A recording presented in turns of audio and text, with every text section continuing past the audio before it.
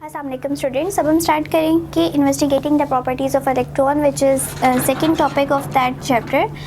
And basically इसमें हम कर क्या रहे हैं, हमने सबसे पहले बात की कि इलेक्ट्रॉनिक्स में हम पढ़ते ही किस चीज़ को हैं, हम मोशन ऑफ इलेक्ट्रॉन्स को कंट्रोल वे में जो है पास आउट करवाते हैं, जिसके बिहाफ पे हम बहुत ज़्यादा डिवाइसेस को बना सकते हैं। ठीक है, तो हम क्या कर रहे हैं कि हर चीज़ में इलेक्ट्रॉन्स को पढ़ें। ठीक है, इसका मतलब है कि हमें पता होना चाहिए कि इलेक्ट्रॉन की क्या कैरेक्टरिस्टिक्स है, क्या खसूसियात हैं। आइदर अगर हम उनको इलेक्ट्रिक फील्ड में रखें तो वो किस तरह से बिहेवियर शो करेंगे, अगर हम उसको मैग्नेटिक फील्ड अप्लाई कर दें तो वो किस तरह से बिहेवियर शो करेंगे।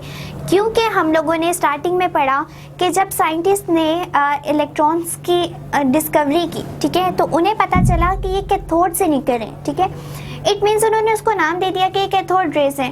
अब कैथोड रेस तो हमें पता चल गई कि ये कैथोड रेस निकल रही है कैथोड से, लेकिन हमें ये कैसे पता चला कि वो वाकई में इलेक्ट्रॉन्स हैं जिसको कैथोड रेस का नाम दिया गया था। तो वो हमें इस एक्सपेरिमेंट से पता चला कि वाकई पे ये जो कैथोड रेस हैं इनके ऊपर नेगेटिव चार्ज है, जिसके बिहाफ पे हमने उनको इलेक्ट्रॉन्स का नाम दे दिया। अब हम एक डिवाइस यूज़ करें जिसका नाम है इलेक्ट्रॉन गन। इसको बेसिकली कहते हैं इलेक्ट्रॉन गन। इलेक्ट्रॉन गन में क्या क्या पाया जाता है, एक तो फिलामेंट होता है हमारे पास, फिलामेंट जिसको हमने टंगस्टन कहा था। और टंगस्टन क्या करता है, सिर्फ थोड़े से वोल्टेजेस पे, इवन 6 वोल्ट अप्लाई करो उसको एंड 0.3 एम्पियर करंट दो, तो वो क्या करना शुरू कर देता है, इलेक्ट्रॉन्स को इमिट करवाना शुरू कर देता है। तो हमने क्या किया है, हमने एक टंगस्टन फिलामेंट को यूज़ कर लिया। ठीक है, उसको हम क्या दे रहे हैं, हम ये वोल्टेज प्रोवाइड करें, इसलिए हमने इसको कहा कि यहाँ से हम क्या दे रहे हैं, इसको फिलामेंट को सप्लाई दे रहे हैं वोल्टेजेस की। ठीक है, देन हमने यहाँ पे एक हाई वोल्टेज बैटरी को यूज़ की है। और हाई बैटरी वोल्टेज का काम क्या है कि यहाँ पे हम 2 तरह की प्लेट्स को यूज़ करें।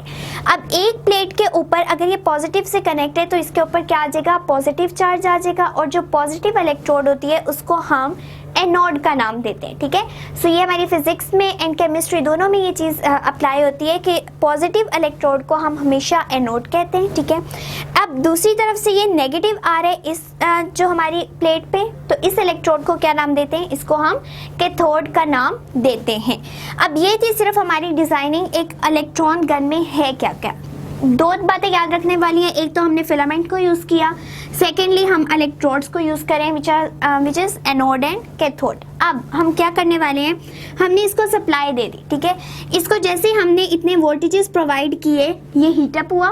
ठीक है, यानी जो भी हमने फिलामेंट यूज़ किया, बेसिकली हम टंगस्टन को यूज़ करते हैं, हमने इसको हीटअप किया तो इलेक्ट्रॉन्स निकलना शुरू हो गए। एंड इलेक्ट्रॉन्स किस प्रोसेस से निकल रहे हैं, थर्मियोनिक एमिशन से, यानी जैसे ही हम हीट प्रोवाइड करेंगे तो क्या होगा, हमारे इलेक्ट्रॉन्स इमिट होना स्टार्ट हो जाएंगे।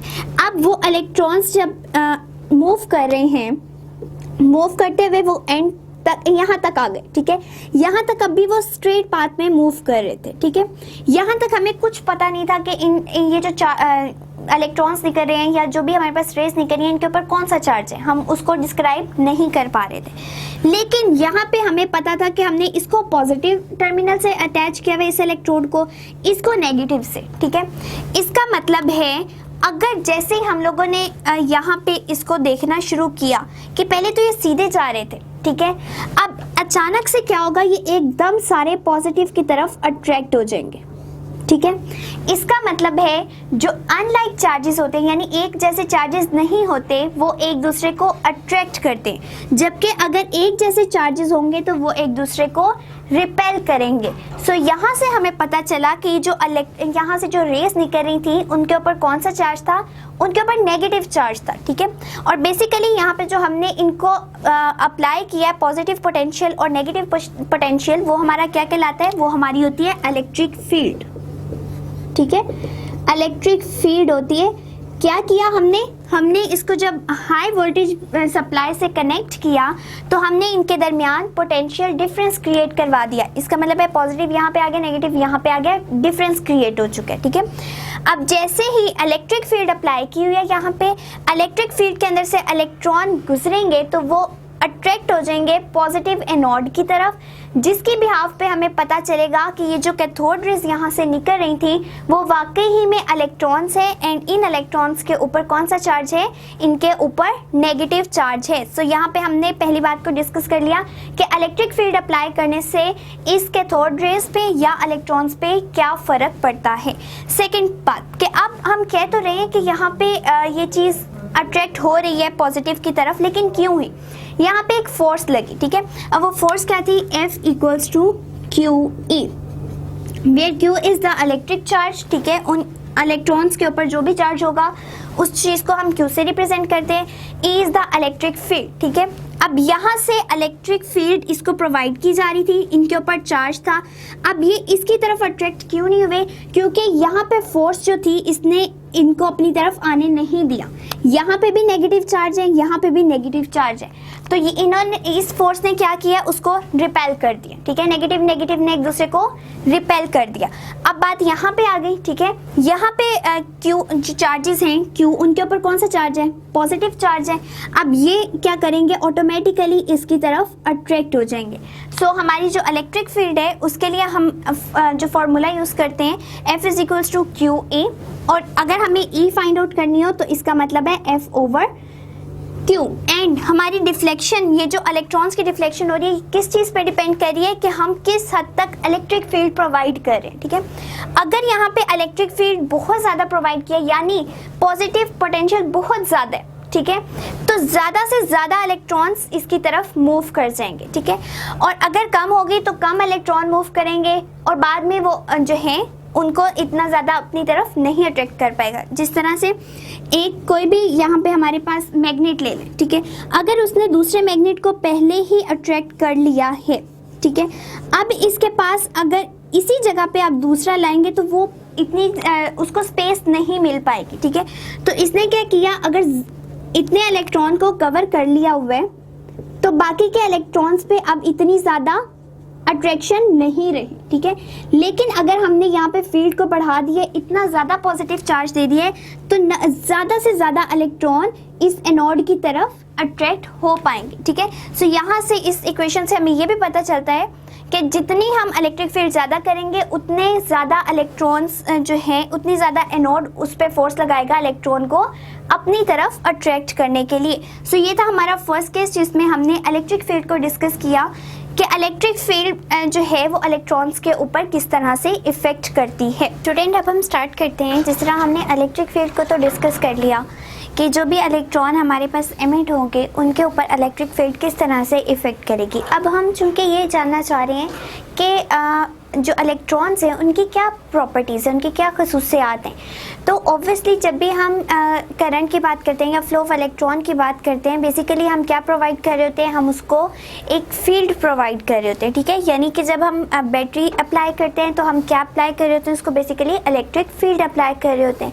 एंड इलेक्ट्रिक फील्ड अप्लाई करने के बाद हमने देखा कि इलेक्ट्रॉन्स जो हैं, अगर यहाँ पे इसको कहीं पे एनोड नज़र आता है, यानी पॉजिटिव चार्ज वाला इलेक्ट्रोड नज़र आएगा, तो वो फ़ौरन उसकी तरफ अट्रैक्ट हो जाएंगे। अब हम देखना चाह रहे हैं कि इलेक्ट्रिक फील्ड तो हमारे पास चले, हमने बैटरी लगा दी और इलेक्ट्रिक फील्ड प्रोड्यूस होगी।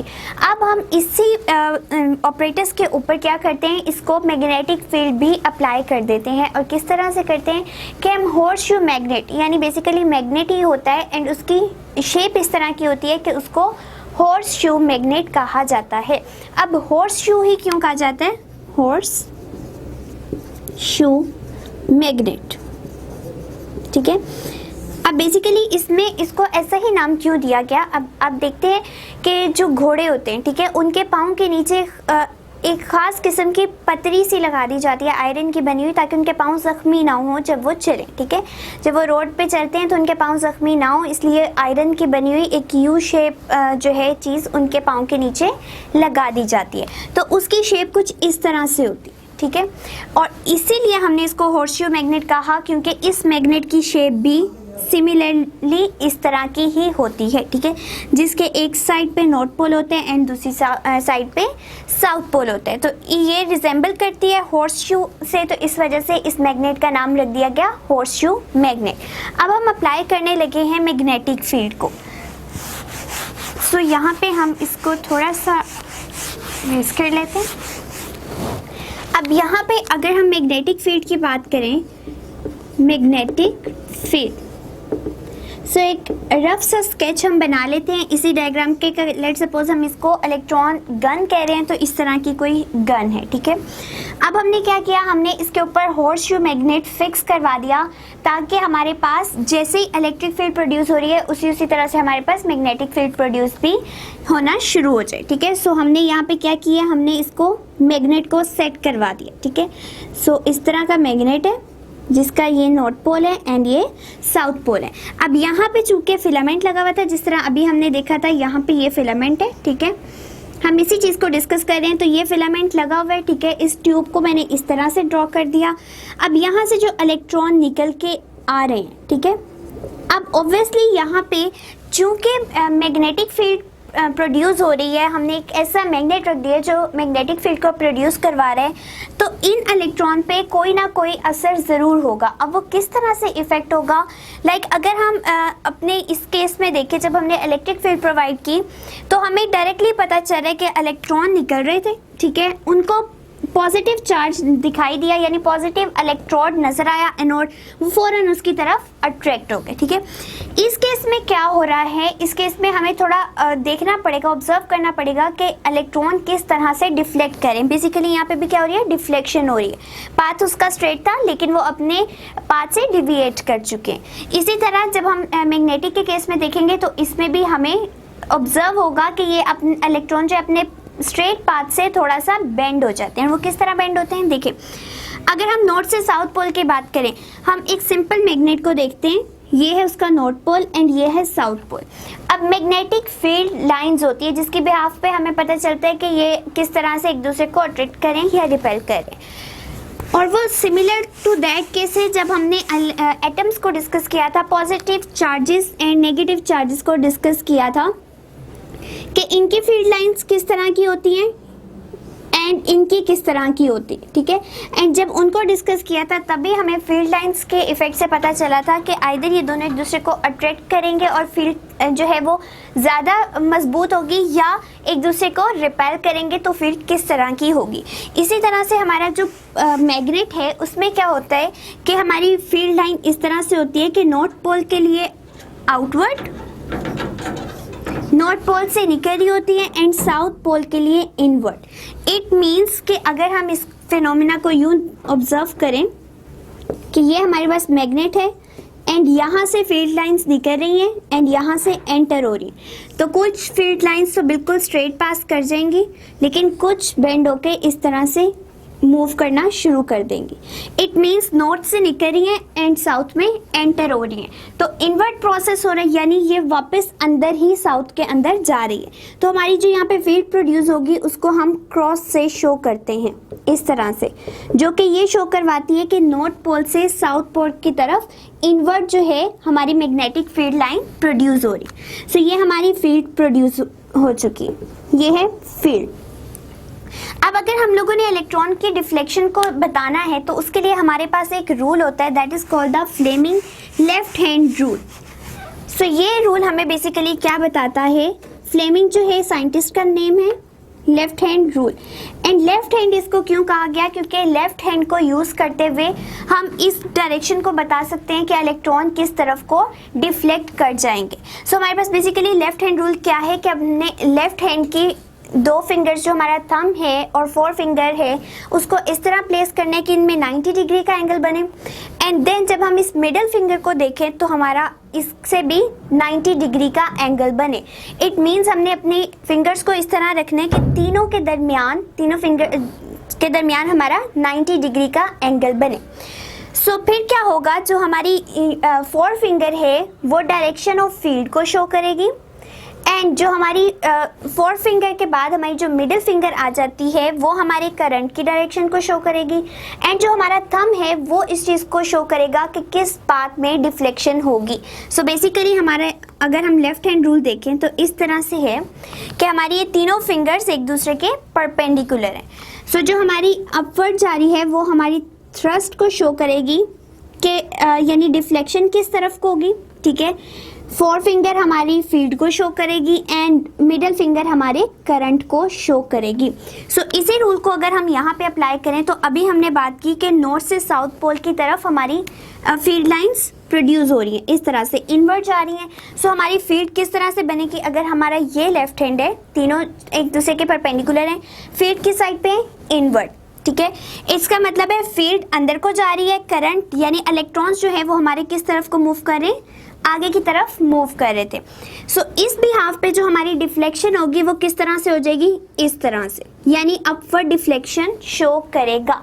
लेकिन ये अपवर्ड डायरेक्शन और ये हमारा लेफ्ट हैंड रूल उस टाइम के लिए है जब हम कौन सा करंट ले रहे होते हैं, कन्वेंशनल करंट। यानी हम कहते हैं कि जिस तरह हमने सर्किट में देखा था कि इस तरह हमने बैटरी कनेक्ट की एंड नेगेटिव चार्जेस देके हमने यहाँ से इलेक्ट्रॉन को प्रोड्यूस करवाया, ठीक है। इट मींस करंट कहाँ से फ्लो हो रहा है, नेगेटिव टू पॉजिटिव, इसको हम कहते हैं इलेक्ट्रिक करंट। अगर हम कहें कि हम इस तरह से करंट को फ्लो करवा रहे हैं कि पॉजिटिव टू नेगेटिव जाए तो वो होता है हमारा कन्वेंशनल करंट,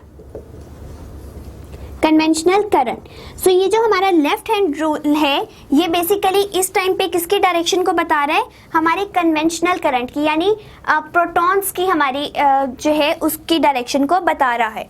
लेकिन हमें तो इलेक्ट्रॉन्स की चाहिए। इसका मतलब है कि अगर हम प्रोटॉन्स की इस तरह से ले रहे हैं, पॉजिटिव चार्ज की अपवर्ड है, तो उसके बिल्कुल ऑपोजिट साइड पे नेगेटिव चार्जेस की होगी, इस यानी कि हमारा जो इलेक्ट्रॉन्स हैं वो नीचे की तरफ डिफ्लेक्ट कर जाएंगे। सो इससे हमें पता चला कि डिफ्लेक्शन शो करवाते हैं इलेक्ट्रॉन्स इन किस तरह से, कि opposite to positive charge deflection.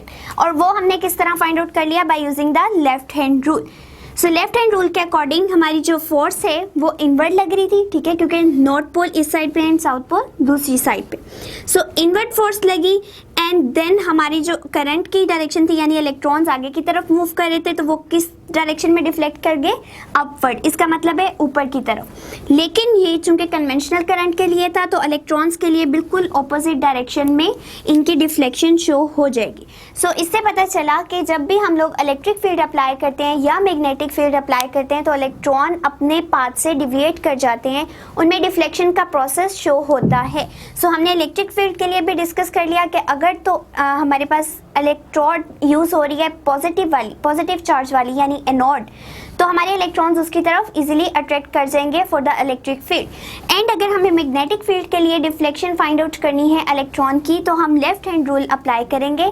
लेकिन लेफ्ट हैंड रूल चूंकि पॉजिटिव चार्जेस के लिए तो उसके बिल्कुल ऑपोजिट डायरेक्शन में हमें नेगेटिव चार्जेस की डिफ्लेक्शन शो हो जाएगी। सो ये था हमारा आज का टॉपिक।